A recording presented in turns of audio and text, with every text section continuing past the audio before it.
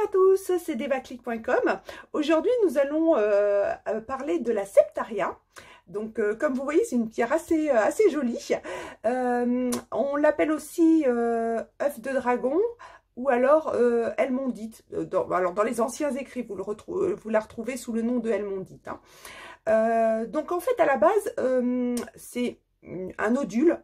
Donc composé de matière organique et inorganique, comme des crustacés ou des squelettes d'animaux, par exemple. Donc ça fait une boule noire. Et en fait, elle se déshydrate et elle se fend. Et dans les fissures, il y a des minéraux qui rentrent. Donc généralement, c'est du calcaire d'argile et de la calcite. Mais vous trouvez aussi d'autres minéraux qui s'incrustent dedans. Je sais que vous aimez les petites histoires, donc la légende dit que la pierre a été découverte en Nouvelle-Zélande. En fait, il y avait un pêcheur en pirogue qui ramassait des nodules et paraît-il que la pirogue aurait coulé à cause de la lourdeur des pierres en fait. Et à l'endroit où le pêcheur a coulé, il est apparu un grand récif qui représentait justement la pirogue et toutes les pierres. Ça, c'est pour la petite légende.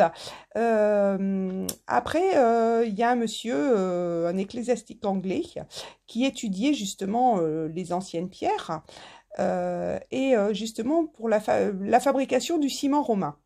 Et dans un accès de colère, parce qu'il n'arrivait pas à trouver la vraie formule, il aurait jeté donc les pierres au feu et il a découvert comme ça la technique de fabrication de ce fameux ciment romain qui est très très robuste, très très costaud et qui a servi pour de nombreux bâtiments.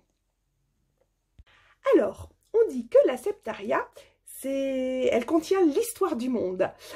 Donc du coup, ça permet de travailler sur tout ce qui est vie antérieure, mémoire cellulaire, notamment en méditation ou dans des rêves aussi, ça se fait.